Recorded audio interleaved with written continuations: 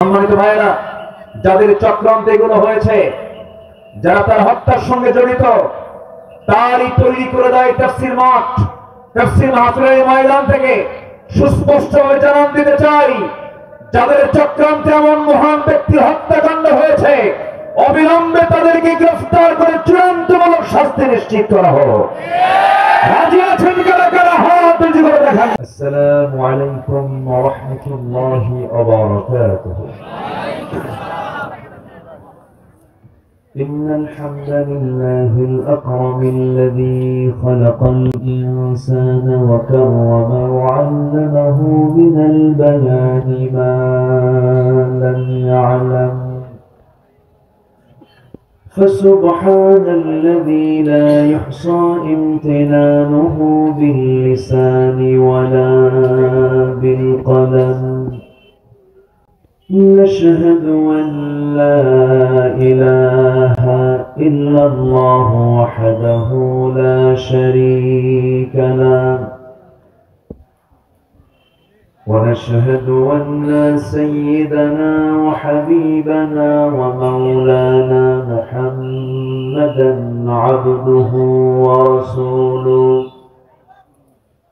الذي أرسله بالحق بشيرا ونذيرا وداعيا إلى الله بإذنه وسراجا منيرا.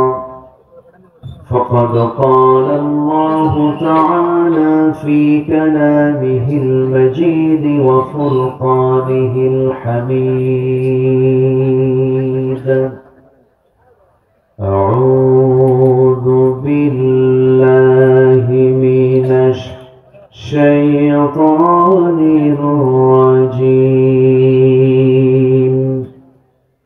بسم الله الرحمن الرحيم.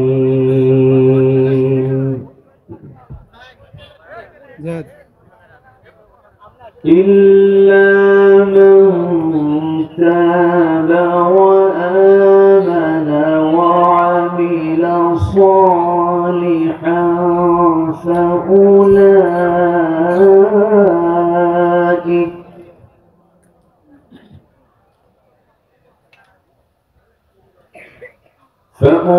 فأولئك يبدل الله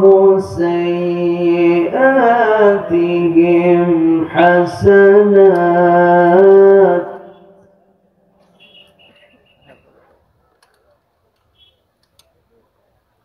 وكان الله غفورا رحيما.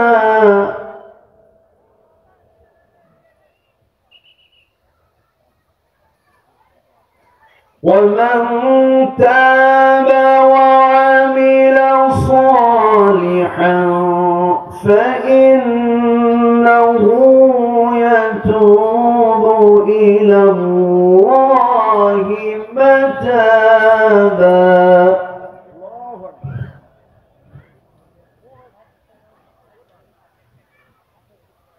والذين لا يشهدون الزور وإذا مروا باللغو مروا كراما.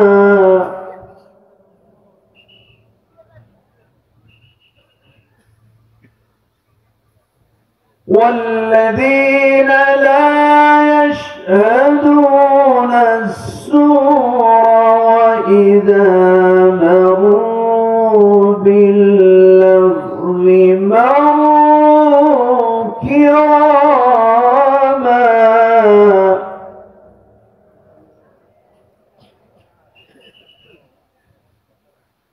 والذين إذا ذكروا بآيات ربهم لم يخروا عليها صما وعميانا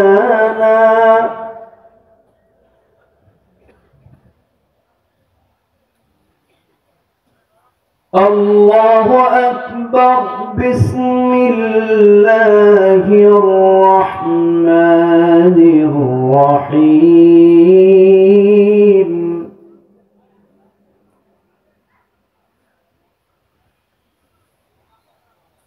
إن الله وملائكته يصلون على النبي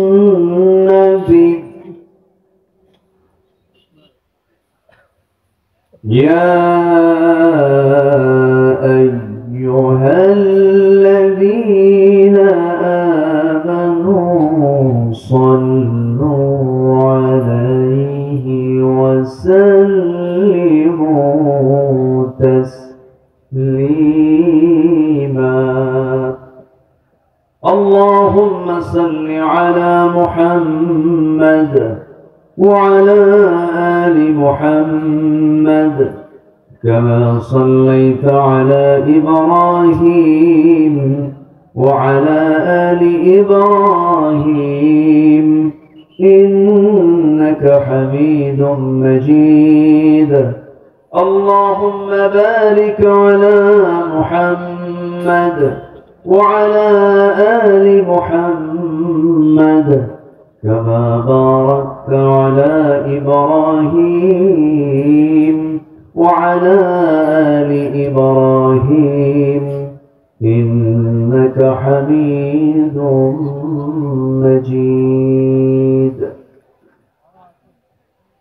آمين কোরআনের সুর মাঝে শুনেছি যে নাম আযানের সুর মাঝেও শুনেছি সে নাম ও নাম শুনেছি আমি আমার হৃদয় হে রাসূল নবীজি তোমায় হে রাসূল নবীজি তোমায় সবাই বলি সাল্লাল্লাহু আলাইহি ওয়াসাল্লাম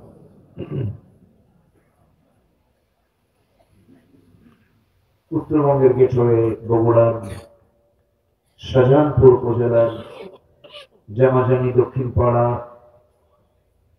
কেন্দ্রে যায় মসজিদ মাহফিল ইন্তেজামি কমিটি কর্তৃক আয়োজিত ৬৬তম তাফসীরুল কোরআন মাহফিল ২০২৪ মহৎ আয়োজনের সম্মানিত সুযোগ্য সভাপতি উস্তাজুল আসাতিজা বিহিগ্রাম ADU সেন্ট্রাল ফাজিল মাদ্রাসার অনারেবল প্রিন্সিপাল নন্দিত আলেমী দ্বীন ইসলামী আন্দোলনের অকুতোভয় সৈনিক মুহতারাম মাওলানা আবু নাসর মুহাম্মদ ইয়াহইয়া হাফিজাহুল্লাহ আজকের মাহফিলের সম্মানিত অনারেবল চিফ গেস্ট পল্লী উন্নয়ন একাডেমির সম্মানিত যুগ্ম পরিচালক ডক্টর আব্দুল মজিদ প্রামাণিক আজকের এই প্রোগ্রামের সম্মানিত প্রধান পৃষ্ঠপোষক আমার অনুজ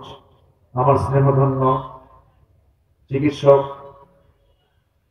ডাক্তার মেহেরুল আলম মিশু সাহেব আজকের মাহফিলের সম্মানিত মেহমানবৃন্দ হাজরাত উলামায়ে কেরাম ফজলা ইসলাম এবং আজকের মাহফিল আমার অত্যন্ত প্রিয় ভাইজান শাহজাহানপুর উপজেলার সাবেক এক্স ভাইস চেয়ারম্যান মহোদয় আমার বাসার ভাই সহ সামনে উপস্থিত আমার প্রাণ প্রিয় সম্মানিত দ্বীনি ভাইরা আড়ালে বসে আছেন শ্রদ্ধেয়া সম্মানিতা মা বোনেরা আলোচনার সূচনায় আনুষ্ঠানিকতার মধ্য দিয়ে আমার পক্ষ থেকে আবারও দিল খোলা সালাম আসসালামু আলাইকুম ওয়া রাহমাতুল্লাহি তাআলা ওয়া বারাকাতুহু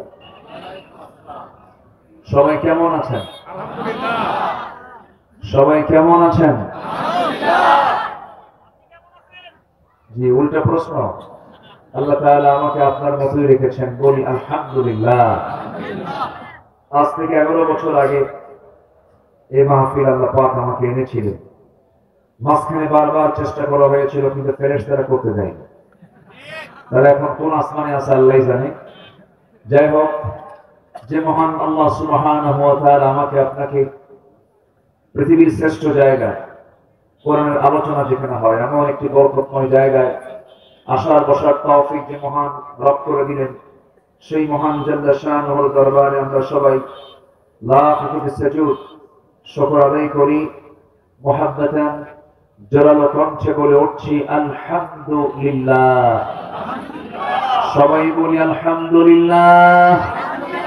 চিৎকার মেরে বলছি আল্লাহুম্মা আইন্নি আলা যিকরিকা ওয়া শুকরিকা ওয়া হুসনি ইবাদাতিকা। আমরা আল্লাহ তাআলা শুকর আদায় করে দিলাম। সম্মানিত হাজিরিন, আমার এখন আলোচনা শেষ হয়ে যাওয়ার কথা, কিন্তু আমি চিন্তা করে দেখলাম মানুষ তো এদেশে আলোচনা শোনার যে মূল টাইমটা মানুষ, এটা আমার দেশে প্রচলিত, সেটা হলো 9টা থেকে এশার পরে। হ্যাঁ, এশার পর থেকে হলে একটু ভালো হয়। তাও আবার জেলা শহর কাছে, অনেকে বিভিন্ন কাজে ব্যস্ত থাকে, বাড়িতে ফিরতে একটু দেরি হয়ে যায়, তো একটু বিলম্বে আমি উঠেছি, সমস্যা নেই। এরপরেও আমার মনে হয় মাহফিল শেষ হয়ে যাবে, মানুষ আসার উপরই থাকবে, আসতেই থাকবে, কারণ মানুষ কিছু 9টার দিকে খাওয়া দাওয়া করে সেই বসলে স্বাচ্ছন্দ্য বোধ হয়। তো যাই হোক, এরপরেও সময়ের সংক্ষিপ্ততার কারণে আমাকে ডাক্তার মিশু মহোদয় তিনি আমাকে অল্প সময় বলেছেন, বললাম যে আমি একটু বাদে মাগরিব থেকে এসা পর্যন্ত হয়তো দিতে পারবো, আপনি আসেন, আপনাকে আসতে দেওয়া হয় না এতদিন, আপনি একটু হাজির হয়ে যান। তো এসেছি, খুশি হয়েছেন তো নাকি? বলি আলহামদুলিল্লাহ। আল্লাহ আমাদের সম্পর্ক হাসর পর্যন্ত গড়ায় দেয়। এখানে একজন ভাই আছেন, বাসার ভাই, বাসার কই পিছনে আছেন, আমরা একসঙ্গে জেলে ছিলাম, আমার জেল পার্টনার, একসঙ্গে ছিলাম। হ্যাঁ, তোমার না মামলা ছিল অন্য জেলা, কিন্তু আমি সেদিন মাহফিল শেষ করে আমার জন্মস্থান বগুড়ার আমার নিজের গ্রামের বাসায় আমি ফজরের একটু আগে মাহফিল শেষ করে নাটক থেকে ফিরেছি। সকাল 10টার দিকে পিসাবরে গেল, বললো হুজুর আপনার মুরিদ হওয়ার জন্য ওসি সাহেব বসে আছে। আচ্ছা ঠিক আছে, আমি যাচ্ছি। গেলাম, বললো হুজুর আমি আপনার খুব ভক্ত, আমি আপনার আওয়াজও শুনি কান দিয়ে, কিন্তু হুজুর উপায় তো নাই, ধরতে হবে আপনাকে, গ্রেফতার দেখাতেই হবে, জেল খাটতে হবে, আপনি দয়া করে আমাকে মাফ করে দিয়ে চাকরি বাঁচান তো খরচ। বললাম ইমান বাঁচান তো মাফ করো। আমি বললাম, এরপরে হাসলেন। তো যাই হোক, এরপরে জেলখানে নিয়ে গেল, বাসার ভাইদের সঙ্গে দেখা হলো। তো যুক্তি নিয়ে এক বুড়ো চাচা বলে হুজুর আপনি জেলখানা, খুব খুশি হয়েছি। তো বললাম জেলখানা ঢুকলে কেউ খুশি হয়? হুজুর দূর থেকেও আসনি, কাছে যাওয়ার চান্স পাই না, মোসাফা হয় না, মোয়ানাকা হয় না, এত কাছে আসছে নাকি দুঃখের সংবাদ ভালো থাকে। বললাম আপনার এই 85 বছর বয়সে আপনি জেলখানায় কেন? তো বাবা আমি নাকি বোমা হামলা করছি, বোমা হামলা। উনি বলছেন আমার এই বুড়া হাত নড়েও না, চড়েও না, কাঁপে, এই বুড়া হাতে যদি বোমা মারতে চাই সে বোমা তো আমারই মাথার উপরে পড়বে। এই সিচুয়েশন তৈরি হয়েছিল দীর্ঘ 16 বছর। সম্মানিত ভাইয়েরা, একটু নড়াচড়া করে দেবো, হ্যাঁ করে বসে, ওদের ক্যামেরাগুলো রেকর্ড হচ্ছে, ঠান্ডা মাথা। তো এই 16 বছর এই জুলুমতন্ত্র চলেছে। বাশার আল আসাদ, হাফিজ আল আসাদের সন্তান সিরিয়াকে জ্বলন্ত অগ্নিকুণ্ড বানিয়েছিল। চিন্তা করে দেখুন, তার বাবার সময়ের আসামি 43 বছর পরে গতকাল জেল থেকে মুক্ত হয়েছে। 43 বছর পর তাদের পতিত আয়না ঘর থেকে।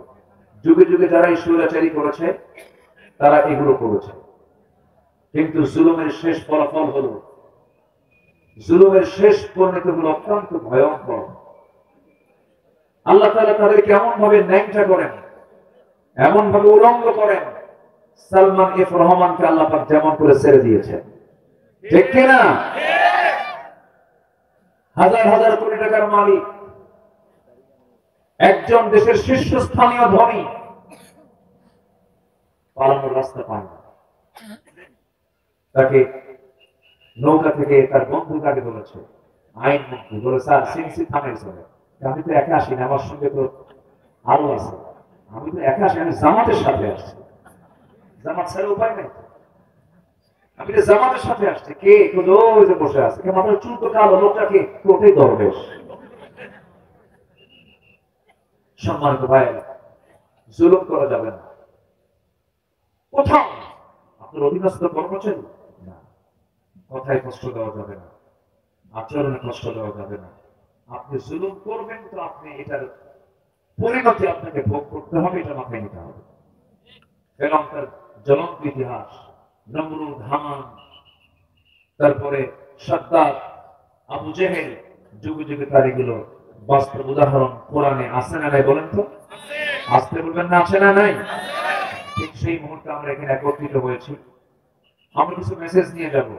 আমার আগে এখানে কথা বলেছেন প্রিন্সিপাল মহোদয়, অনেক ছাত্র তিনি বলেছেন, তার হাতে গোনা ছাত্র অনেকে ডিসি আছে, এসপি আছে, উচ্চ পদস্থ কর্মকর্তা অনেকেই আছে।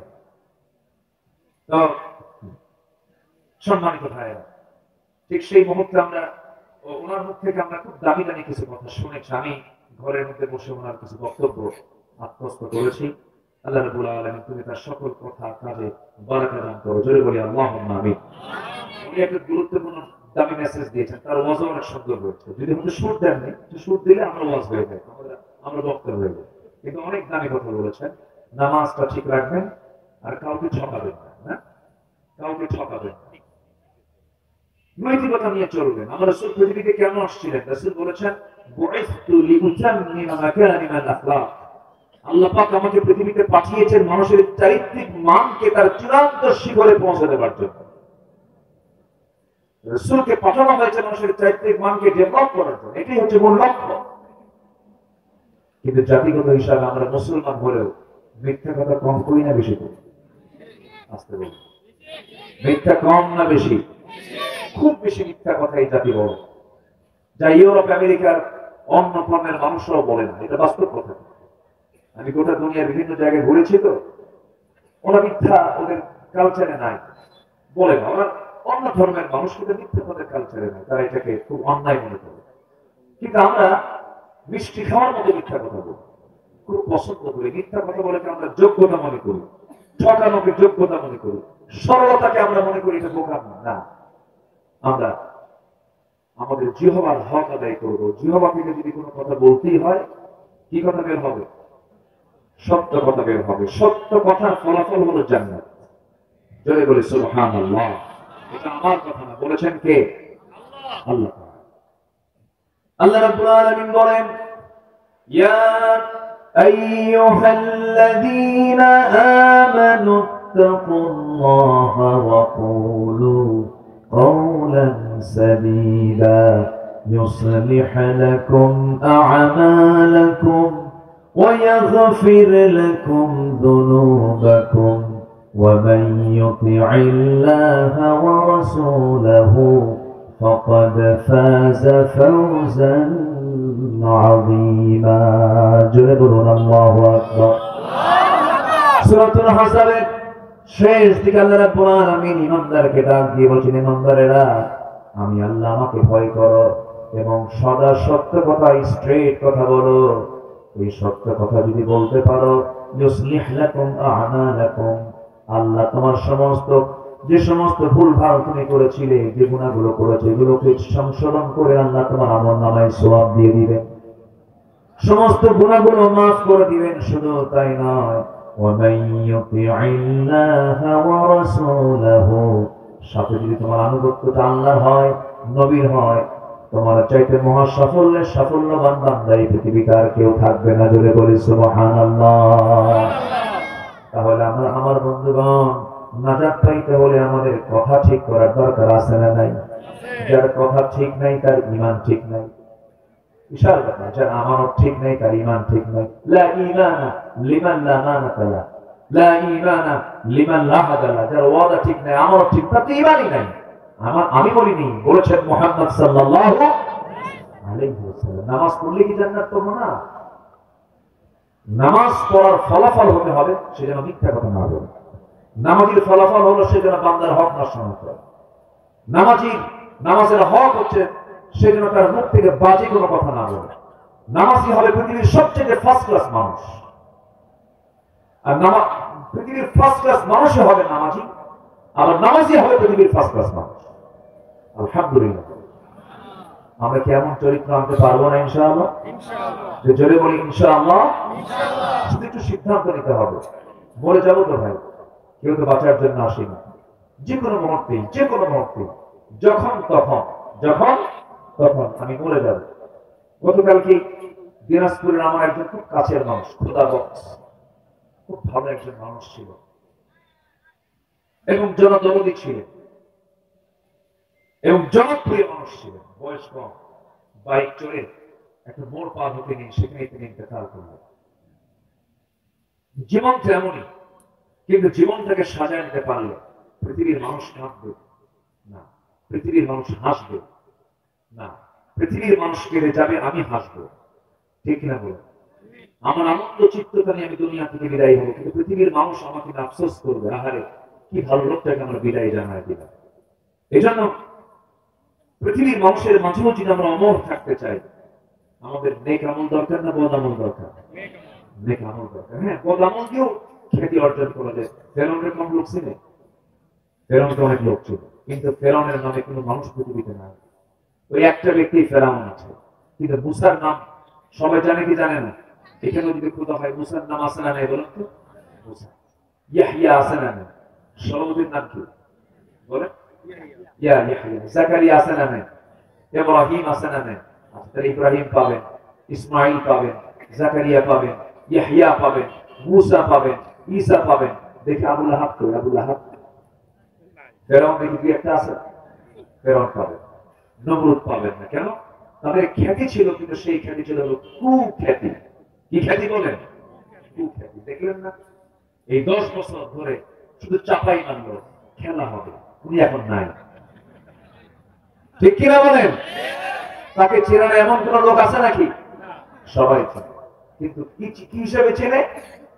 চাপাবাজ হিসেবে চেনে, চাপাবাজ। আমরা শুধু চাপাই শুনলাম এই দীর্ঘ 53 বছর, বহু লোকের চাপা শুনলাম।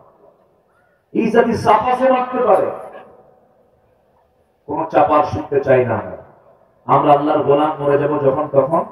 আমরা সব দেখা শেষ করেছি, আমরা একটু কোরআন থেকে দেখতে চাই। আমরা এবার আস্তে কম কেন, জোরে বলেন ঠিক কিনা? নারায়ে তাকবীর, আল্লাহু আকবার, নারায়ে তাকবীর, আল্লাহু আকবার। আল কোরআনের আলো সংসদে জালো, আল হাদিসের আলো সংসদে জালো। আমরা কোরআনকে দেখতে চাই। কোরআন কার? আস্তে বলবেন না কার? ওই সূর্যটা কার? ওই চন্দ্র কার? সাত আকাশ কার? ওই সূর্য আমার অকল্যাণ না কল্যাণ, আমার ক্ষতি না উপকার?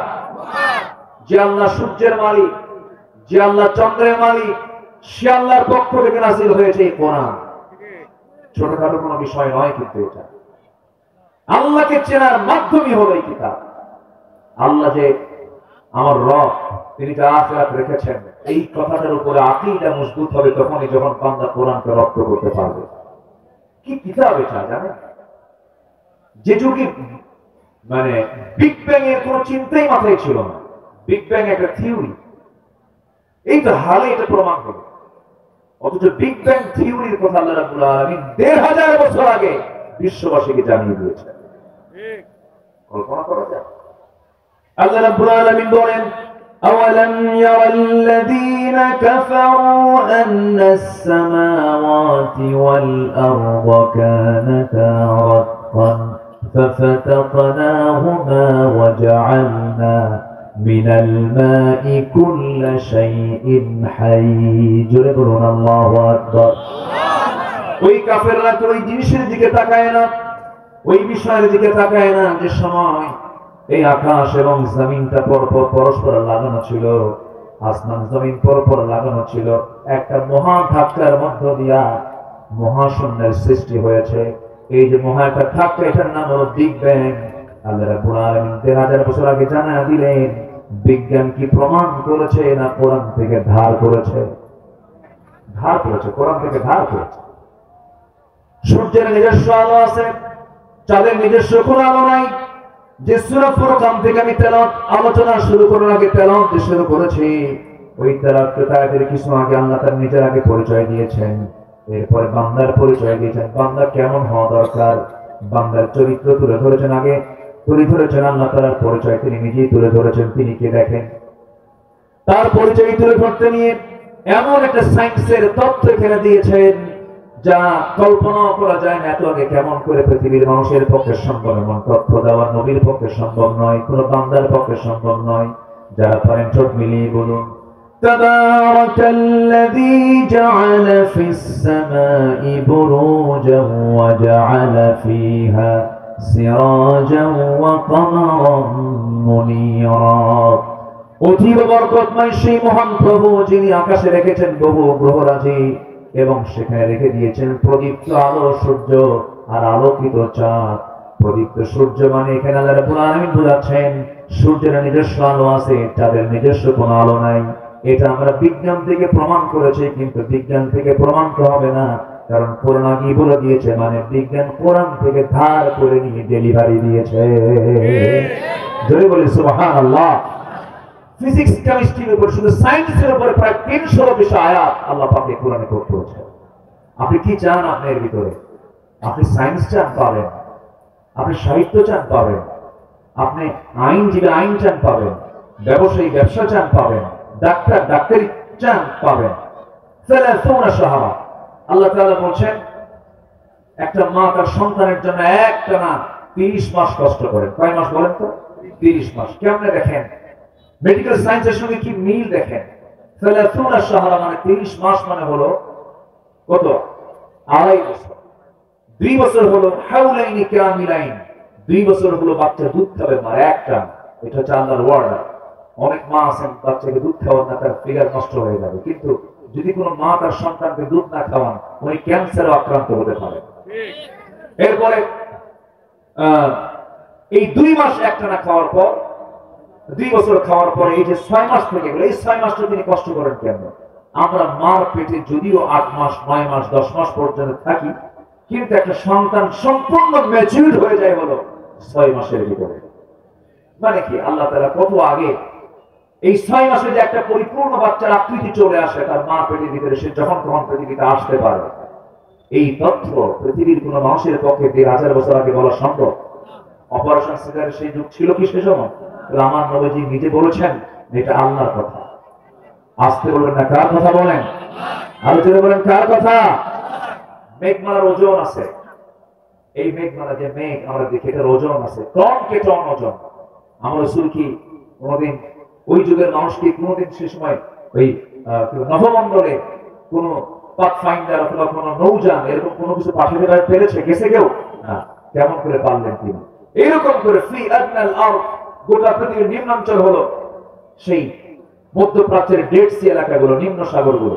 কোরআন এগুলো কত আগে এই তথ্যগুলো দিয়ে দিয়েছে। এরকম করে আমি যদি শুধু সায়েন্স এন্ড কোরআন এরপরে যদি কথা বলি ঘন্টা পার হয়ে যাবে। এক কথায় কোরআন সকল কিছুর তথ্য দিয়েছে, কোরআন সকল কিছুর ফয়সালা দিতে সক্ষম। যে ইমানদার এই ইমান রাখে না যে কোরআন দিয়ে দেশ সমাজ রাষ্ট্র চলতে পারে, এই চেতনা যে ইমানদারের মধ্যে লালন হয় না, ওটাই ইমানদার নয়, ওটা ভণ্ডতা প্রতারক। কথা ক্লিয়ার? আমার কথা কি বোঝা যায়? কোরআন হচ্ছে এমন একটি কিতাবের নাম, আইন এবং প্রশাসনের চলন্ত এক বিশ্বকোষ। হ্যাঁ, আমেরিকাতে ওই যে মিরাসের যে অংশ বন্টন, যে উত্তরাধিকার সম্পত্তি, যেটা বাবা মারা গেলে সন্তান কতটুকু পাবে, কোরআন যে রায়টা দিয়েছে সূরা নিসা প্রথম দিকের 7 থেকে 12 নম্বর আয়াত পর্যন্ত পড়ে নেবেন। যে হিসাবটা আল্লাহ পাক দিয়েছেন ফারায়েজের, যে উত্তরাধিকার সম্পদের যে কথাটা বলেছেন, পৃথিবীর কোন আইন এমন সুন্দর সুষ্ঠু সমাধান উত্তরাধিকার সম্পত্তিতে নাই। আলহামদুলিল্লাহ। আমেরিকাতে একবার ওরা করলো কি, বাবা মারা গেলে পরে ধরেন 4 ছেলে আছে, বড় ছেলের সম্পদ সব ভাইয়ের চাইতে একটু বেশি করে দিল, তাদের আইনে তারা পাশ করল। এই আইন পাশ করার পর পরবর্তী 10 বছরে কোন ফ্যামিলিতে বড় ভাই গেছে সব মার্ডার হয়ে গেছে। মার্ডার তো হবে, কারণ উল্টা পাল্টা আইন করলে তো এরকম কিছু হবে, আবার ওটা উল্টা নিয়ে সবার সমান সমান করে দিয়েছে। শোনেন, আমরা আমেরিকা ইউরোপের কথা বলি, ওরা রাস্তায় চলতে নিয়ে কিন্তু ডান দিকে চলে, আর আমাদেরকে চালায় কোন দিকে? আস্তে কোন দিকে চালায়? বাম দিকে চালায়। ওরা বলে মিথ্যা বলো না, আর আমাদেরকে তাদের পররাষ্ট্রনীতি দিয়ে যা বুঝায়, ওরা মিথ্যার জগতই মনে হয় বসবাস করে। ওরা নিজেরা ভালো থাকতে চায়, কিন্তু আমাদেরকে খারাপ করতে চায়। ওরা ওদের ফাঁদে আমরা পা দেব না। আমাদের সব কিছু আছে, আমাদের কোরআন আছে, হাদিস আছে। আমার চরিত্র করার জন্য বেশি দূরে যেতে হবে না, কোরআনটা আমার আপনার জন্য যথেষ্ট। ঠিক কিনা বলে? কে বলেছে আমেরিকা সুখের দেশ?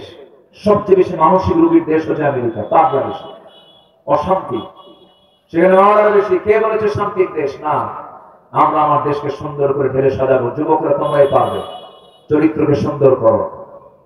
বিয়ের আগে আগাম পূজা করবা না। গার্লস স্কুলের সামনে ইতিমের মতো বসে রাখবা। আছে না যুবক? কিছু আছে না? হ্যাঁ, গার্লস স্কুলের সামনে ইতিমের মতো বসে রেখেছে না, বাপও নাই মাও নাই। মেয়েটা বের হয় পিছন দিয়ে ইতিমের মতো যায়, বলে 3 দিন হলে খাই না। আছে না? নাই। এগুলো লস প্রজেক্ট, এগুলো লস প্রজেক্ট, লাভ নাই এগুলো করে। বিয়ার আগে যারা প্রেম করবে, ওদের বিয়ার আগেই প্রেম শেষ হয়ে যাবে। বিয়ের পরে আর প্রেম হবে না, শুধু হবে কি নাকি? বিয়ের পরে কি হবে? এই জন্য মহাব্বতের সময় মহাব্বত করতে হবে। তোমার জীবন এখন বড়, সুন্দর করে সাজাও তোমার জীবনটাকে। তুমি কি জানো, 1000 রাতের তাহাজ্জুদ নামাজ পড়ার যে সওয়াব, তার চাইতে উন্নত চরিত্র হলো তুমি পরনারীর দিকে চেয়ে না থেকে তুমি সেজদায় পড়ে আল্লাহর কাছে কাঁদো। যেরকম সুবহানাল্লাহ। তুমি তোমার যৌবনকে নষ্ট করো না, তোমার উন্নত চরিত্র দিয়ে তুমি চলতে পারো। 1000 রাতের নফল নামাজের চাইতে এটার সওয়াব আল্লাহ পাক বেশি দিয়ে দিবে। চরিত্রকে সুন্দর করো, মিথ্যা কথা বলো না, নামাজটা সুন্দর করে পড়ো। যিনি জীবনকে ঢেলে সাজো। জীবন কয়টা? আসতে বলেন কেন? এই জীবন কয়বার? এই পৃথিবীতে কয়টা? চলে গেলে কি আর ফিরে আসবো কোনদিন? আমাকে সুন্দর জীবন গড়তে হবে। প্রত্যেক সেকেন্ডকে আমরা কাজে লাগাবো। জোরে বলি ইনশাআল্লাহ। তবে চলতে গিয়ে কিছু ভুল হয় না? আজকে ভুল হয় না? ভুলের মাপ আছে না? পৃথিবীতেও কিছু ভুলের মাপ আছে, কিছু ভুলের মাপ নাই। আল্লাহর কাছেও কিছু ভুলের মাপ আছে, কিছু ভুলের মাপ নাই। এর মধ্যে অন্যতম গুনাহ হচ্ছে, যারা শিরকের গুনাহ করবে তাদের মাফ হবে না, যারা খুন করবে তাদের মাফ হবে না, তাদের দুনিয়াতেও মাফ হবে না। এই 16 বছর মানুষ হত্যা ছিল সবচেয়ে কমন বিষয়। রাষ্ট্রীয় সন্ত্রাসী করা হয়েছে। আল্লামা সাইদির মতো মানুষ একটা সম্পদ, উনি আমার দেশের জন্য, সবার জন্য সম্পদ। সেই লোকটাকে তিলে তিলে 13 বছর জেলখানায় রেখে রিমান্ডে নিয়ে জুলুম করে অত্যাচার করে হিন্দু পুলিশ দিয়ে পিটানো হয়েছে তাকে। শেষ পর্যন্ত একটা সুস্থ মানুষকে জেলখানা থেকে বের করে পরিকল্পিতভাবে নাটক সাজিয়ে চিকিৎসার নাম করে হসপিটালে ভর্তি করায় পয়জনিং করে বিষ প্রয়োগ করে হত্যা করা হয়েছে। সম্মানিত ভাইয়েরা, যাদের চক্রান্তে এগুলো হয়েছে, যারা তার হত্যার সঙ্গে জড়িত, তারই তৈরি করে দেয় তাফসীর মাঠ। তাফসীর মাহফিলের ময়দান থেকে সুস্পষ্টভাবে জানান দিতে চাই, যাদের চক্রান্তে এমন মহান ব্যক্তি হত্যাকাণ্ড হয়েছে, অবিলম্বে তাদেরকে গ্রেফতার করে চূড়ান্তমূলক শাস্তি নিশ্চিত করা হোক। রাজি আছেন কারা কারা? হাত উঁচু করে দেখান মুসলমান। নারায়ে তাকবীর! আল কোরআনের আলো, আল হাদিসের আলো। আল্লাহ কবুল করুন। জোরে বলে আমিন। আরো জোরে আমিন। পৃথিবীতে সবচেয়ে বড় অপরাধ কি জানেন? আল্লাহ তাআলা একটা মুমিনের দামকে দিয়েছেন। একটা মুমিনকে হত্যা করা মানে ফাকাতালান নাস জামিআ, সে যেন গোটা পৃথিবীর সকল মানুষকে হত্যা করল। তাহলে বলুন কত বড় অপরাধ হতে পারে? একজন দুজন আলেম নয়। আমাদের কি দোষ ছিল ভাই বলেন? আমরা কি করছি? রাষ্ট্র চালাইছি আমরা? 11 লক্ষ কোটি টাকা কি দেশ থেকে কোন আলেম পাচার করেছে? আপনি দেখান তো একটা আলেমের বাড়ি আমেরিকা ইউরোপে আছে? আমেরিকা ইউরোপে ডজন ডজন বাড়ি 11 লক্ষ কোটি টাকা দেশ থেকে পাচার করেছে, তাদের মুখে দেশপ্রেম মানায় না, ওরা বন্ধ, ওদেরকে ধরা দরকার। সকল অর্থ পাচারকৃত টাকাগুলো দেশে ফেরত নেওয়া দরকার। দেশ স্বাধীন হয়েছে কিন্তু চোর এখনো পালায় নাই। চোর এখনো আসে না নাই? চোর এখনো আসে না নাই? আমাদেরকে 16 বছর কথা বলতে দেয়নি।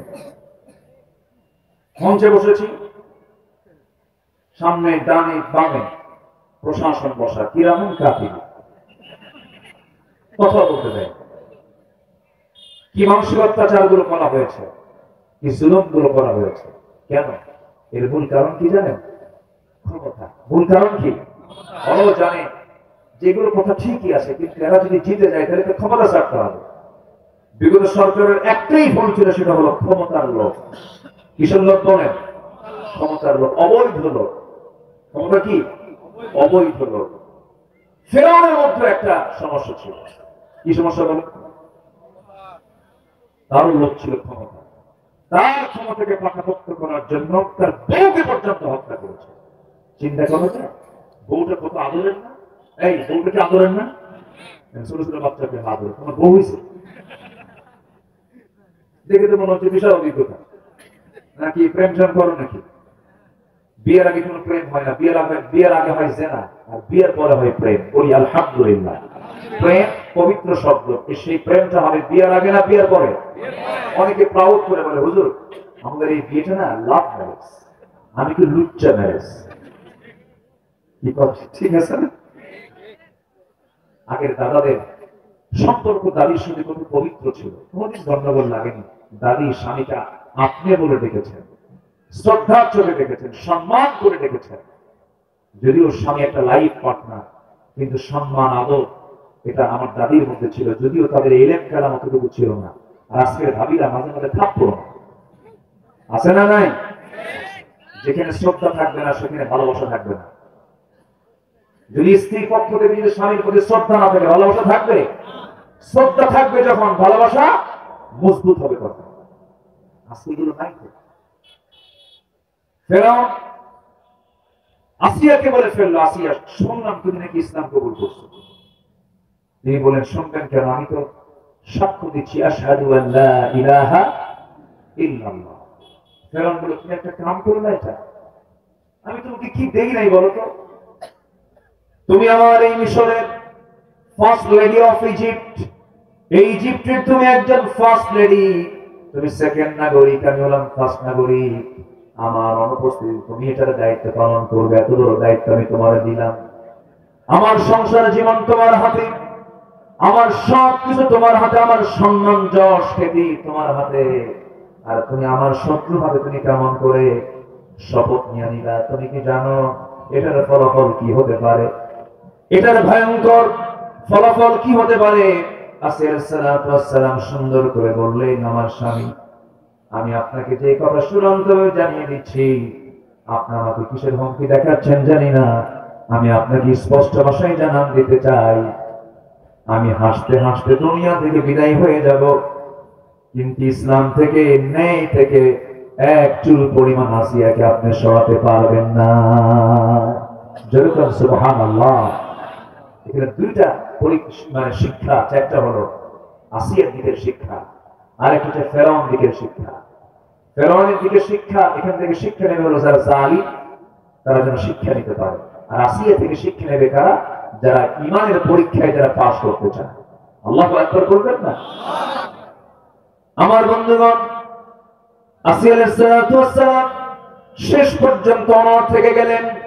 আমার মা আজকের মাহফিলে যারা এসেছেন, আপনার স্বামী নিয়ে আপনি টেনশন করেন, হুজুর আমার স্বামী ভালো না গাঁজা খায়, আমার স্বামী ভালো না আমারে মারে, আমার স্বামী ভালো না নামাজ পড়ে না, এরকম করে বহু চিন্তা আপনার মাথায় আসতে পারে। কিন্তু একটা বার ভেবে দেখুন তো, আসিয়া কেমন স্বামী পেয়েছিলেন যে স্বামীটা ছিল ফেরাউন। হত্যার চূড়ান্ত সিদ্ধান্ত পর্যন্ত না হলো, ফেরাউন বলল, আসিয়া আমি তোমাকে দুনিয়া থেকে কিন্তু বিদায় করে দেব। আসিয়া বললেন, স্বামী আমার, আমি জানি আপনি আমাকে এমন জাতীয় কথা বলতে পারেন, কিন্তু আপনি কি জানেন এই দুনিয়া আমার কাছে সামান্য তুচ্ছ মনে হয়, আমার আল্লাহর কাছে ফিরে যাওয়াটাই সবচেয়ে উত্তম মনে হয়। যেরকম সুবহানাল্লাহ। এর মানে বুঝাইয়া দিলেন, আমার স্বামী আপনি আমাকে যে দুনিয়ার লোভ দেখাচ্ছেন, আমাকে ফার্স্ট লেডি বোঝাচ্ছেন, আমার যশ খ্যাতি সম্মান বোঝাচ্ছেন, দুনিয়ার কোন সম্মানের জন্য আমি ইমানকে বিক্রি করতে পারি না, আমার নীতিকে বিক্রি করতে পারি, নীতিভ্রষ্ট হতে পারি না। রাষ্ট্রের রাষ্ট্রের রাষ্ট্রের জুলুম তার উপরে চাপলো, সামাজিক জুলুম তার উপরে চাপলো, এত কিছু সহ্য করলেন, পারিবারিক বাধা তিনি পেলেন, সন্তানগুলোকে মেরে ফেলে দেওয়া হলো চোখের সামনে। আসিয়া আলাইহিস সালাম অনড় থেকে গেলেন। শেষ পর্যন্ত যখন তাকে মেরে ফেলার সিদ্ধান্ত চূড়ান্ত হলো, দুইটা পা দুইটা হাত বেঁধে ফেলা হলো রাষ্ট্রীয় ভাবে।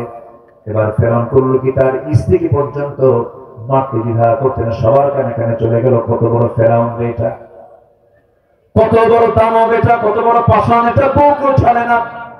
শেষ পর্যন্ত আসিয়া আলাইহিস সালাম অনড় থেকে গেলেন। জান্নাত করলো কি, জান্নাত তার সামনে হাজির হয়ে গেল। জান্নাত করাত নিয়ে তার সামনে হাজির হয়ে বলছে, আসিয়া এত বড় সম্মানজনক জীবন থেকে তুমি কেমন করে মারা যাচ্ছ? চুপ মেরে থাকলেন। করাত যখন তার কপালে লাগায় দিল, ফেরাউন বলে ফেলল, আসিয়া একটাবার কি আমার কথা মনে হয় না? আসিয়া বলছেন, আপনার আমার সম্পর্ক দুনিয়ার সম্পর্ক, আর আমার আল্লাহর সম্পর্ক হলো আসল সম্পর্ক। আমি আল্লাহর সঙ্গে দিদারে চলে যেতে চাই। অর্ডার দেওয়া হলো, সিগন্যাল দিল, ওকে দুটুকরা করে ফেলো। করাত যখন কবরে লাগানো হলো, ঠিক সেই সময় আসিয়া আলাইহিস সালাম আজ থেকে 4000 বছর আগে দোয়া পড়লেন। কত হাজার বছর আগে? 4000 বছর আগে তিনি যে দোয়াটা পড়লেন, সেই দোয়াটা রব্বুল আলামিন, তার কিতাব ছিল হলো তাওরাত, কিন্তু তার দোয়াটা স্থান পেল কোরআনে। যেরকম সুবহানাল্লাহ। তিনি যে দোয়াটা পড়েছেন, সেই সময় যখন করাত তার কবরে লাগানো হয়, তিনি দোয়া পড়ছেন, রব্বি বিনিলি عندك بيتا في الجنة ونجني من فرعون وعمله। আল্লাহ তুমি আমার জন্য বানায় দাও, রব্বি বিনিলি আমার জন্য বানায় দাও, ইনদাকা ও আল্লাহ তোমার কাছে। সুবহানাল্লাহ বলবেন না? এটা আমার পাশেই আছেন, আমি বলবো ইনদি আমার কাছে, ইনদাকা তোমার কাছে। এত কাছে আল্লাহকে টানছেন, আল্লাহ তুমি আমার জন্য বানায় দিবা তোমার কাছে একটা ঘর। যেরকম সুবহানাল্লাহ। আমি তোমার কাছে চাই একটা ঘর। জান্নাতের শত শত ঘর আমার দরকার নাই, একটা ঘর শুধু তুমি আমার জন্য জান্নাতে বানায় দিবা, সেই ঘরটা যেন হওয়া চাই আল্লাহ তোমার আশরাফিনের ঘরের দেওয়ালের সাথে। যেরকম সুবহানাল্লাহ। অনেক জেনে মিন ফিরআউন ওয়া আমালিহি, এবং ফিরআউনের অত্যাচার থেকে, তার অপকর্ম থেকে তুমি আল্লাহ আমাকে বাঁচায় দাও। দোয়া কবুল হয়ে গেল। আসিয়া দুনিয়া থেকে বিদায় হয়ে দুনিয়ার সমস্ত নারীকুলকে বুঝায় দাও, দুনিয়ার নারী সমাজ দেখো ইমানকে রক্ষা করার জন্য কেমন করে হাসি মুখে জীবন দিয়ে দিতে হয়। আসিয়া দুনিয়া থেকে বিদায় নিলেন। ফেরাউন তার প্রতিশোধ পূরণ করলো, কিন্তু সেই ফেরাউন কেন হত্যা করেছে? মূল কারণ হলো তার ক্ষমতাকে পাকাপোক্ত করার জন্য। সে যেন ক্ষমতার মসনদে টিকতে পারে, এই জন্য তার পরিবারকে পর্যন্ত সে ধ্বংস করেছিল। 40,000 শিশুকে হত্যা করেছিল। ইযাববিহুনা আবনাআকুম ওয়া ইস্তাহইয়ুনা নিসাআকুম, ছেলে সন্তানগুলোকে জবাই করেছিল জীবন্ত। একজন মার পেট চিরে সন্তান বের করে হত্যা করেছে, আর নাম হলো ফেরাউন। আমার ভাইরা, সেই ফেরাউন এই জুলুম চালিয়েছে। সে পৃথিবীতে বেঁচে ছিল 1600 বছর, আর বিগত সরকার ক্ষমতায় ছিল 16 বছর। দেখছেন কি সংখ্যার মিল আছে না? নাই? হ্যাঁ, কিতাবের যে খাসলত মিল আছে না? ওটাও ক্ষমতার লোক, এটাও কি ক্ষমতার লোক। জনগণ চায় না, মরা মানুষ কবর থেকে তুলে এনে ভোট করছে। মনে নাই আপনাদের? মনে নাই? মরা মানুষ বছরে 5 বছর পর পর একবার করে দাবি নারীরা ভোট দিয়ে যেত। কষ্ট পাচ্ছেন নাকি আপনারা? আলোচনা চালাই। এতক্ষণ ছিলেন কোথায় আপনি? বুঝলাম না। মাহফিলতে বলে গেল এত চালাক আপনারা, একদম তার মতো চলে আসছেন সবাই। বলি আলহামদুলিল্লাহ। আবার এই বেতারে কে ওঠে? আবার ওঠে কেন?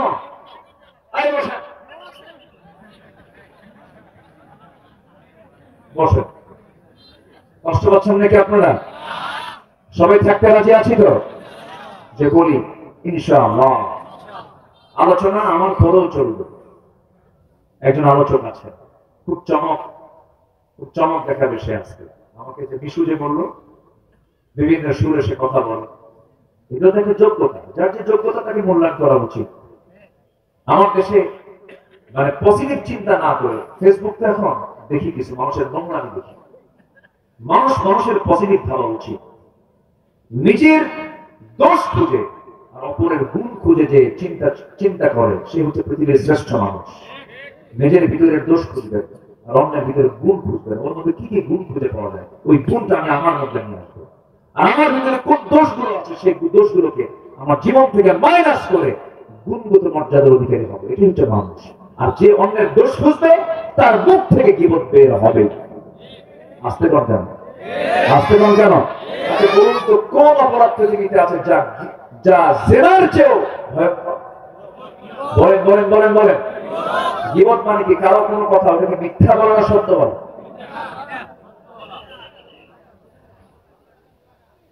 কারো কোন সত্য ঘটনায় সত্য বিষয় তার সাক্ষাতে তাকে ছোট করার জন্য অন্য কোথাও ডেলিভারি দেওয়ার না বলে গীবত।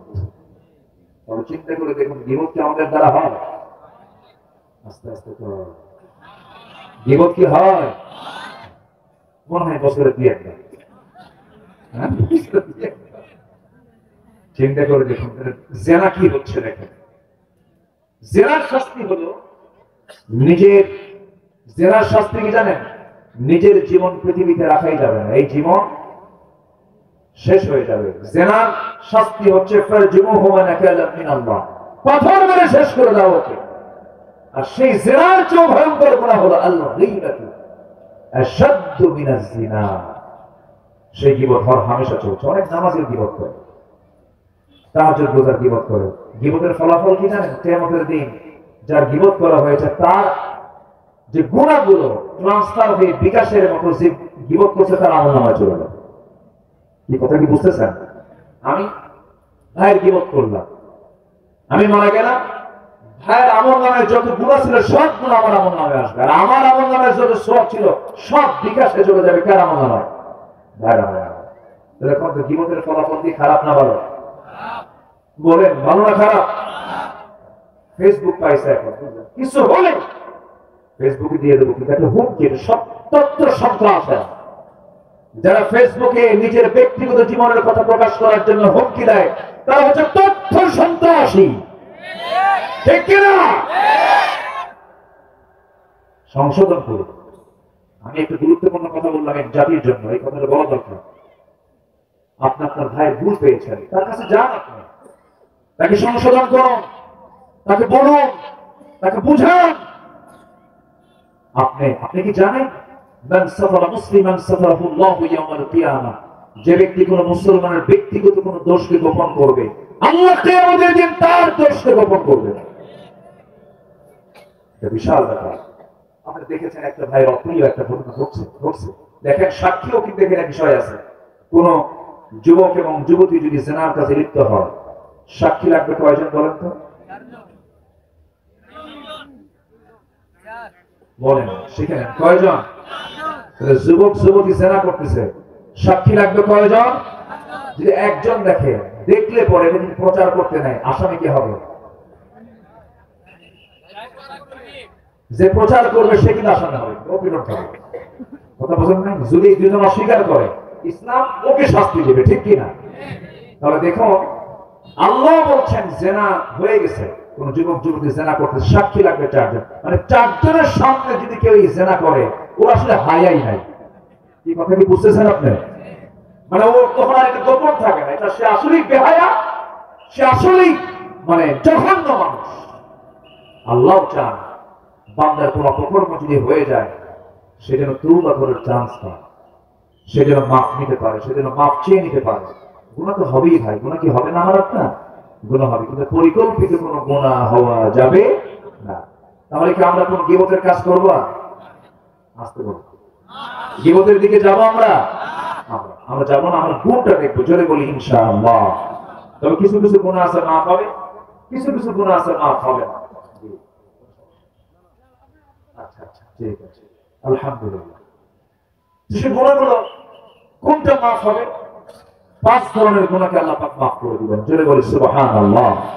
একটাও বলিনি, কিন্তু আমি একটা একটা করে বলছি। সময় আমার খুব বেশি নাই, আমি অল্প সময়ের মধ্যে শেষ করার চেষ্টা করবো, কিন্তু সত্য বলো কেউ যাবেন না। কিন্তু আমার বিশ্ব কোথায়? বিশ্ব আমার খুব প্রিয়, আমাকে খুবই লাইক করে, আমার খুব পছন্দ করে। এখানে আসার জন্য কতবার যে চেষ্টা করেছে এই বিগত সময়গুলো, কত বছর করতে দেয়নি। এগুলো দুঃখ, এগুলো খুব যন্ত্রণা, অসহনীয় যন্ত্রণা। আমরা মুখ ফুটে কথা বলতে পারিনি, রাস্তায় ধরে মানসিক টর্চার করেছে, জুলুম করেছে, এত মামলা দিয়েছে 16 বছর। এসকে সিনহা সাবেক প্রধান বিচারপতি বলেছিলেন এই মামলার জট শেষ করতে সময় লাগবে 100 বছর। দুঃখজনক এগুলো। আমার একটা পরিত্রাণ পেয়েছি, কিন্তু এখনো বদ নজর আছে না নাই? আসতে বলবে না, বদ নজর আছে না নাই? এই বদ নজর মোকাবেলা করার দরকার আমাদের আছে না নাই? ভাই ইঙ্গিতে বলেছেন আমাদের বদ নজরকে মোকাবেলা করতে হবে, আমাদের পিছপা হওয়ার কোনো সুযোগ নাই। যুবকরা তোমার চরিত্র গড়ে তোলো, আগামী দেশ তোমাদের হাতে চলে যাবে ইনশাআল্লাহ। এই দেশ কোন চোরের হাতে আমরা দেব না, কোন ডাকাতের হাতে আমরা দেব না। যুবকরা তোমরা আগামী দিনের তোমরা অহংকার, আমাদের চরিত্রকে সুন্দর করো, চরিত্রকে সুন্দর করে প্রস্তুত করো, নামাজটা 5 ওয়াক্ত পড়ো, জোরে বলি ইনশাআল্লাহ। যে নেতাগুলো তোমার হাতে মদের বোতল দেবে, নারীকে তুলে দেবে, জেনার জন্য শিখায় দেবে, নামাজের কথা বলবে না, তোমাকে চরিত্র শিখাবে না, ওই সমস্ত নেতৃত্বের মুখে আমরা জুতা মারি, থুতু মারি, ঠিক না? কথা ক্লিয়ার? তোমার গ্রামকে তুমি সাজাও, তোমার গ্রামে কারো নামাজ পড়ে আর কারো নামাজ পড়ে না, এগুলোকে ভাগ করে ফেলো, সুন্দর করে তাদের কাছে দাওয়াতি কাজ করো। তোমার গ্রামে যে মাতব্বর তোমার মাতব্বরি করে, তার সামনে গিয়ে বলো, যদি নামাজ না পড়ে বলো, চাচা আপনার মাতব্বরি আমরা মানি, আপনি নামাজ পড়ুন। নামাজ পড়বেন না, আপনি আল্লাহকে ফাঁকি দেন, আপনার নেতৃত্ব আমরা মানব না, ঠিক কিনা?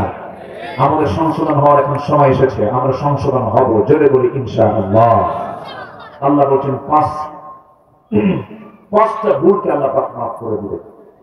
1 নাম্বার হলো হঠাৎ করে অজ্ঞাত বশত কোনো মন্দ কাজ যদি কেউ করে ফেলে, এরপর সে যদি অনুতপ্ত হয়ে আল্লাহ কাছে মাফ চায়, ক্ষমা করবেন কে? আস্তে বলুন, ক্ষমা করবেন কে? আল্লাহ রাব্বুল আলামিন বলেন, সুম্মা ইন্না রাব্বাকা লিল্লাযীনা আমিলুস সুআ বিজাহালাতিন সুম্মা তাবু মিন বা'দি যালিক ওয়া আসলাহু ইন্না রাব্বাকা মিন বা'দিহা লাগফুরুর রহিম। জোরে বলুন আল্লাহু আকবার। বিজাহালাতিন, অজ্ঞতাবশত তুমি যদি কোনো ভুল করে ফেলেছো, তুমি জানতেন এটা ভুল হবে, এটা অপরাধ হবে, আল্লাহ তোমাকে মাফ করে দিবেন। আর তুমি যদি তওবা করো, এরপরে যদি ঈমান আনতে পারো, আল্লাহ তোমাকে মাফ করে দিবেন।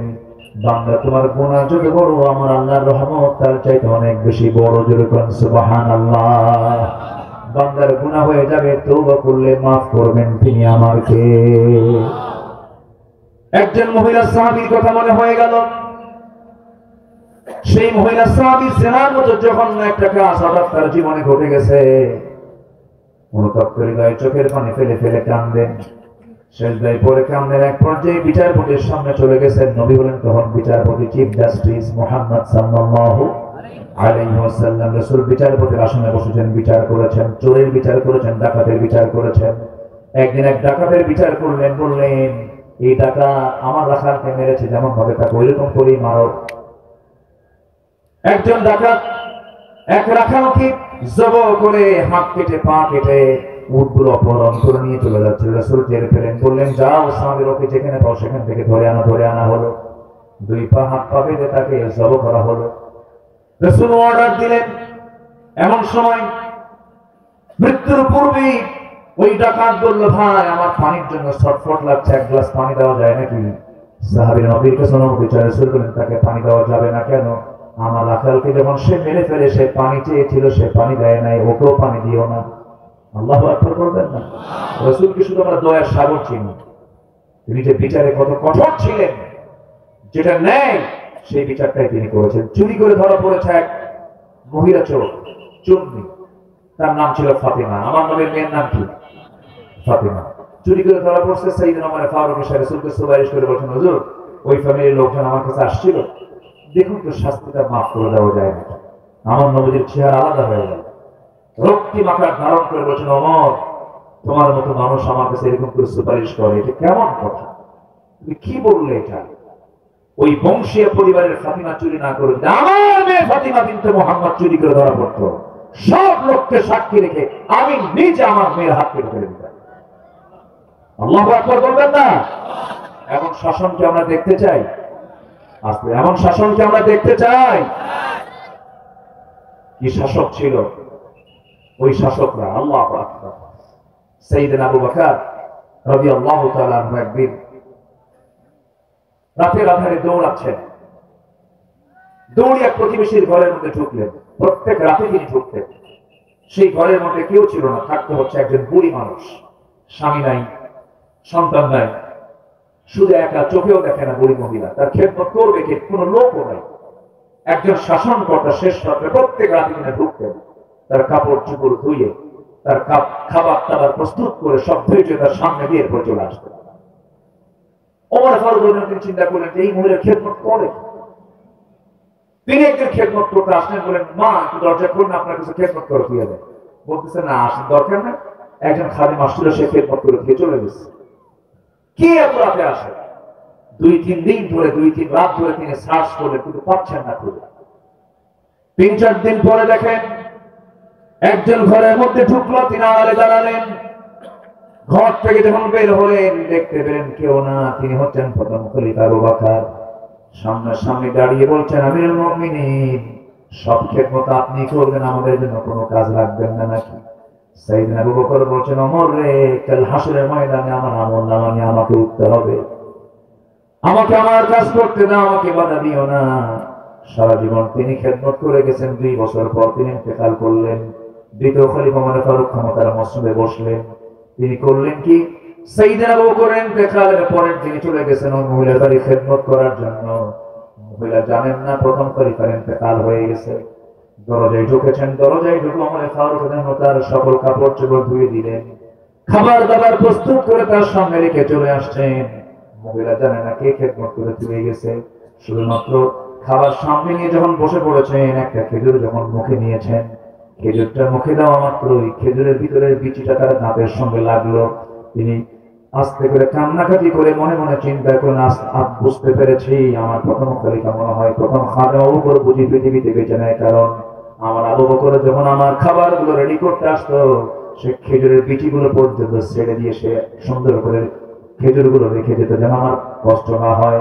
আমি নিশ্চিত হয়ে গেছি এই খেজুর দেখে আমার আবু বকর আর দুনিয়াতে বেঁচে নাই। আমার ভাইয়েরা, তাদের জনসেবা কি ছিল, খেদমতটা কি ছিল? আমার বন্ধুগণ, সাইয়েদনা ওমর ফারুকের মতো মানুষ কি ধরনের মানুষ ছিলেন তিনি? সারা রাত ধরে মানুষ ঘুমাতো, তিনি ঘুমাতে পারতেন না, জনগণকে দেখতেন। তিনি মাঝে মাঝে বলতেন, ফোরাত নদীর তীরে একটা কুকুর যদি অনাহারে মারা যায়, ইরাকের রাস্তা খারাপের কারণে রাস্তার মধ্যে যদি গর্তের মধ্যে উঠে পা পড়ে, উঠে পা ভেঙে যায়, কিয়ামতের দিন আমি ওমর আমাকে আসামির কাঠগড়ায় দাঁড়িয়ে তার জবাব দিতে হবে। সাইয়েদনা আবু বকর রাতের বেলা যখন জনগণকে দেখতে যেতেন, খালি পায়ে যেতেন, খড়মজিত পায়ে দিলে পরে আওয়াজ হবে, খালি পায়ে হাঁটতেন। তাকে প্রশ্ন করা হলো, খালি পায়ে হাঁটেন কেন? পাথরের আঘাত লেগে চামড়া ফেটে রক্ত বের হতে পারে, আপনার আহত হয়ে যেতে পারেন, জুতা পায়ে হাঁটবেন। তিনি বলতেন, শোনো, আমার খড়ম জুতা নিয়ে যখন রাস্তায় হাঁটতে যাবো আওয়াজ হবে, এই আওয়াজে আমার নাগরিকের ঘুম নষ্ট হয়ে যায়, কিয়ামতের দিন আমাকে আসামির কাঠগড়ায় দাঁড়িয়ে তারা জবাব দিতে হবে। আর আমার দেশের কোন ফার্স্ট ক্লাস কেউ যদি, প্রথম কাতারের যদি কোনো নেতা অথবা মন্ত্রী অথবা প্রেসিডেন্ট যদি রাস্তায় আসবে বগুড়ায়, সিরাজগঞ্জ রোডের হাটিকর্ণ থেকে রংপুর পর্যন্ত সব বাস, সব যানবাহন বন্ধ, নেতা আসিতেছেন, ওই সমস্ত নেতৃত্ব আমরা মানি না, ঠিক না? মাহাথির মোহাম্মদকে নিজের চোখে দেখেছি আমি মালয়েশিয়াতে। আমি শপিং এ ঢুকেছি, মাহাথির মোহাম্মদ এবং মিসেস মাহাথির মোহাম্মদ দুজন শুধু একা শপিং ঘুরতেছে, তার সামনেও কেউ নয়, পিছনেও কেউ নয়। আধুনিক দুনিয়াতেও সম্ভব এটা। আমার দেশে এগুলো ট্রেন্ড চালু হয়েছে, অপচয়, এগুলো অপচয়। এক নেতার পিছনে 500 গাড়ি তেলের টাকা, জনগণের টাকা, ঠিক কিনা? এগুলো অপচয়। এত ভয় পান কেন? সামনে প্রোটোকল, পিছনে প্রোটোকল লাগে, এত ভয় পান কেন? যারা জনগণের নেতা হবে তাদের কোনো প্রোটোকল লাগে না। রাগ করতেছেন? রাগ করতেছেন? কতগুলো আমাদের জানার দরকার আছে না নাই? সাইয়েদনা ওমর ফারুক রাদিয়াল্লাহু তাআলা একদিন একটা হাদিস শুনলেন এক সাহাবীর কাছ থেকে, যার মধ্যে চুল পরিমাণ অহংকার থাকবে সে জাহান্নামী। শোনা মাত্রই তিনি বাচ্চার মতো কাঁদতেছেন, জমিনে লুটে বেটে কাঁদতেছেন, মানে গোড়াগুড়ি দিয়ে কাঁদতেছেন। ওমর ফারুক পাগলের মতো কাঁদতেছেন। বলা হলো, ওমর এরকম করে কাঁদো কেন? তিনি বললেন, অর্ধ দুনিয়ার শাসন করতে আমি, মাঝে মাঝে আমার কাছে মনে হয় আমি তো শাসক, আমি যে খাদেম, মাঝে মাঝে বলে যাই আমার মধ্যে তো অহংকার ঢুকে গেছে, আমি জাহান্নামী মনে হয়। ডুকরে ডুকরে কাঁদেন আর দোয়া করতেছেন আকাশের দিকে তাকে, আল্লাহ, ও আল্লাহ, আমার কাছে মনে হয় তুমি সারা দুনিয়ার সকল মানুষকে তুমি জান্নাত দিয়ে দিয়ে যদি একজন ব্যক্তিকে যদি জাহান্নামের ঘোষণা দিয়ে দাও, আমার মনে হয় একজন সেই জাহান্নামী ব্যক্তি কেউ হবে না আমার মঙ্গলে, আমি ওমর সেই জাহান্নামী ব্যক্তিটা হব। নিজেকে কি ছোট মনে করেছেন তারা? নিজেকে কি অপরাধী মনে করেছেন তারা? আজ পর্যন্ত যারাই ক্ষমতার মসনদে বসেছেন এদেশে, কেউ কি বলেছে আমার এই কাজটা ভুল হয়েছিল?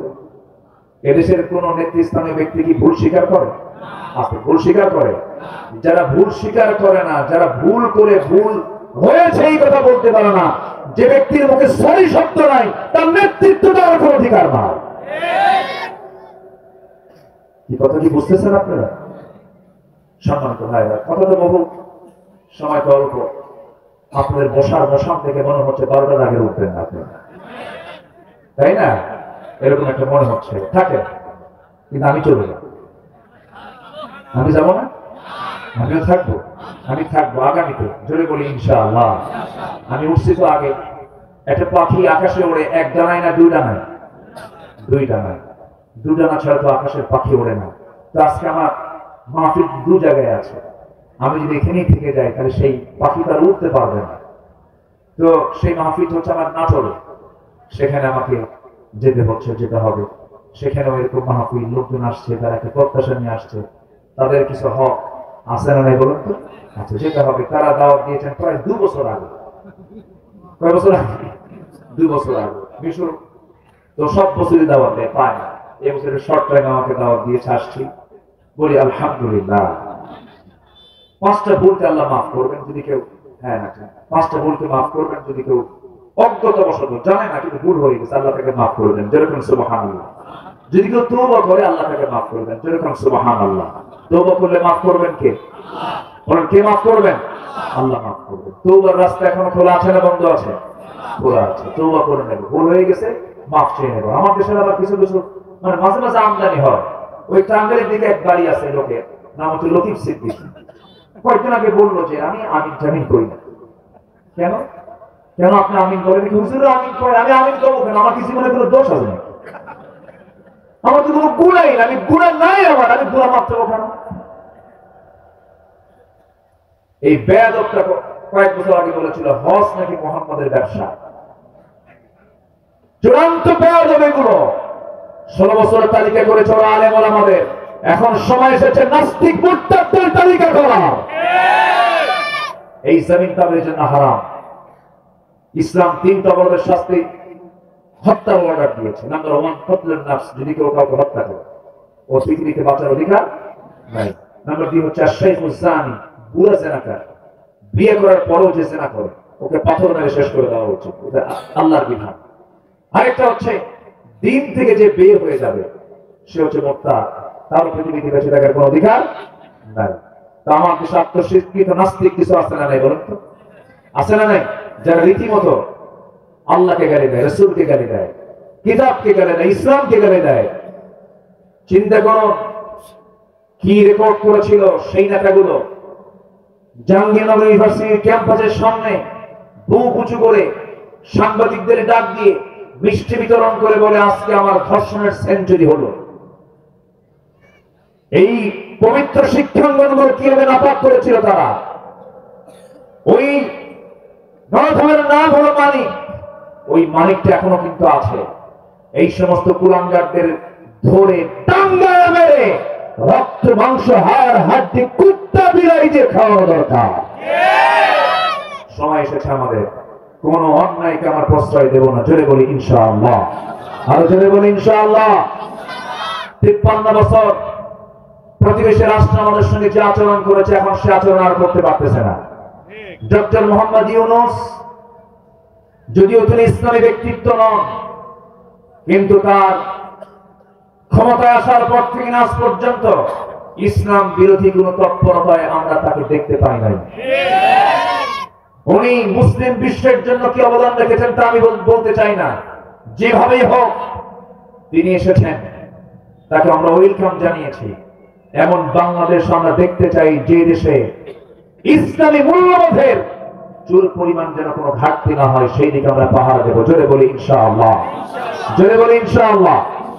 সম্মানিত ভাইয়েরা, সম্মানিত বন্ধুগণ, 5টা অপরাধের কোনো দোষ আল্লাহ তাআলা 5টা অপরাধকে আল্লাহ তাআলা মাফ করবেন। 2টা বলেছি, 3 নাম্বার হলো নেককার ইমানদারদের আল্লাহ পাক মাফ করবেন। যেরকম সুবহানাল্লাহ। নাম্বার 4 হলো পাপাচার করার পর আল্লাহকে স্মরণ করে যারা জেনে শুনে গুনাহের পুনরাবৃত্তি করবেন, এই ওয়াদা যারা করবে আল্লাহ তাদেরকে মাফ করবেন। ওয়াল্লাযীনা ইযা ফাআলু ফাহিশাতান আও যালামু আনফুসাহুম যাকারুল্লাহ ফাস্তাগফিরু লিযুনুবিহিম। আল্লাহু আকবার বলি। নাম্বার 5 হলো যাদের মধ্যে মোটামুটি 10টা গুণ লক্ষ্য করা যাবে, আল্লাহ পাক তাদেরকে মাফ করবেন। সূরা আহজাব আয়াত নাম্বার 35, এটা আমরা বাড়িতে দেখে নেব। এই 9টা 10টা গুণ যাদের মধ্যে থাকবে আল্লাহ পাক তাদেরকে মাফ করবেন। বলেছেন আ'আদাল্লাহু লাহুম মাগফিরাতান ওয়া আজরান আযীমা। আল্লাহ তাআলা এই 5টা গুণ আল্লাহ তাআলা আমাদের মধ্যে নিয়ে হাজির করুন। 10টা গুণে গুণান্বিত হওয়ার তৌফিক দান করুন এবং আল্লাহ তাআলা যেন আমাদের সবাইকে মাফ করে দেন। জোরে বলি আল্লাহুম্মা আমিন। সবাইকে 5 ওয়াক্ত নামাজ পড়বেন। তাড়াতাড়ি হাত উঁচু করে দেখেন তো দেখি। জোরে বলি ইয়া আল্লাহ, আরো জোরে বলি ইয়া আল্লাহ। আমাদেরকে 5 ওয়াক্ত সালাত আদায় করার তৌফিক তুমি আল্লাহ দিয়া দাও। জোরে বলি আমিন, আরো জোরে আমিন, আরো জোরে আমিন। আবার বলি